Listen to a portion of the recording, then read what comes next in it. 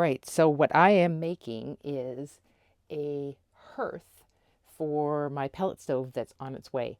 So what I'm doing right now is I have this L bracket, and I'm going to link a video to the person whose video I followed to make my own hearth because it was under $100 US. I went to the US to get it today, and it would be way more expensive here. So let's go.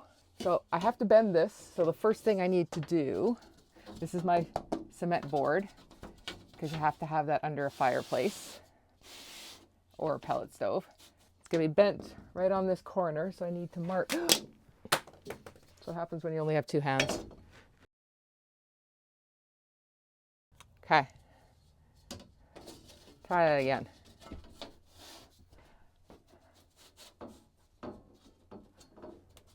All right, so on this end, I'm going to arc it here. I've got two of these. The board, the cement board is 5 by 3, or 3 feet by 5 feet by 1/4 inch, because that's all I need.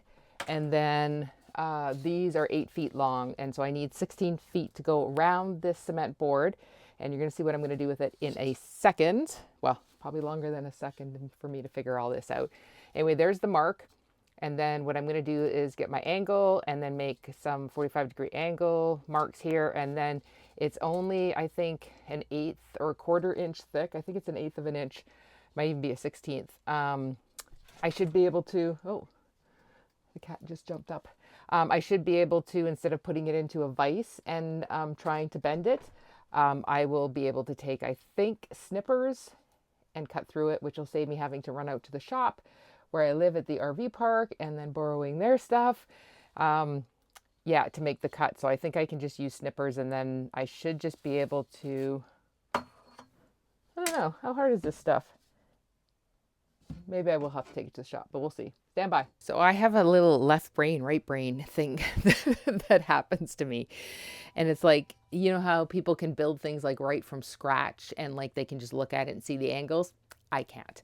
So I got one of these fancy Madoobie things, which might be helpful, but it'll probably take me longer to use it than to figure out. So maybe I'll just use my straight up square rather than my straight square level thingy. Okay, so if I want to make the cut at a 45-degree angle, I think that's a 45. So then, where's my pen? I gotta mark it. I think I'm doing this right, because this isn't a 90, so it's got to be a 45. And then I assume I do the same thing this way. You see what I mean?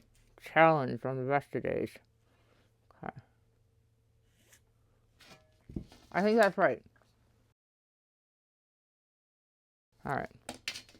Let's see the second one. Oops. Where am I at here?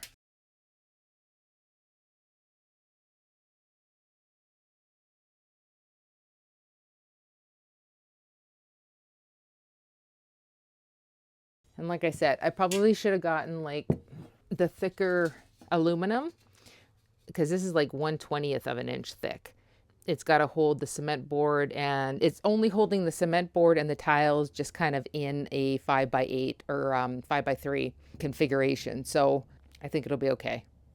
I don't need it to be heavy. I just need to hold everything in. It's not like I'm going to be rocking the pellet stove or anything. So I'm just inserting this video quickly into the first part of installing a pellet stove into my RV so you guys can see. Originally, this is my bunkhouse in the back, and originally I had the pellet stove here. The hearth was made here, and I had the pellet stove sitting here and not installed. I had not put a hole in my wall. And then I realized I have my freezer back here. I need a room that's still cool. And if I had the pellet stove back here, the freezer would constantly be trying to keep up, to keep cool. And I'd be forcing the air from the back here to the front of the RV. So I have moved it to its permanent location, which is in the front. And I still wanted the couch because it pulls out into a bed. It's got storage underneath. And so I put it back here in the bunkhouse. Okay.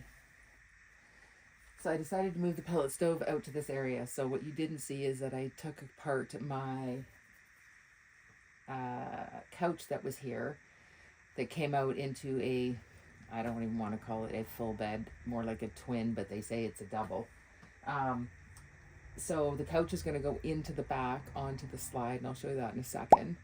But this I decided to put out here. And when I cut these, I realized that the bent corners are in the opposite directions,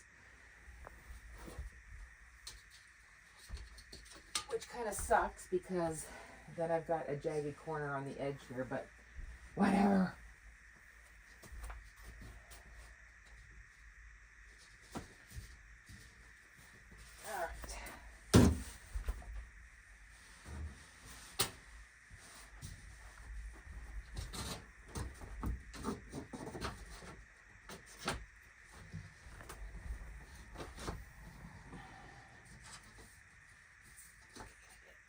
Everything should fit.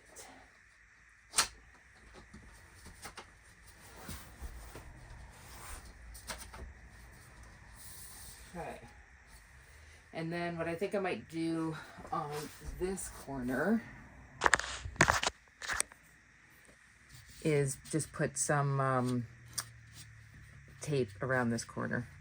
Make it look nice, and so it's not jagged, because that is kind of jagged.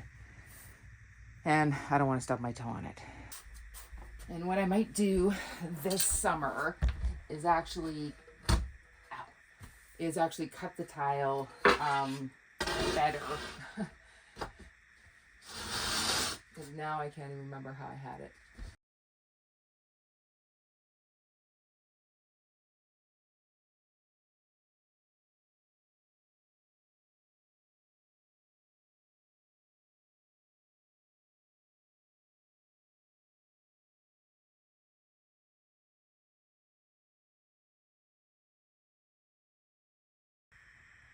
It's so sad.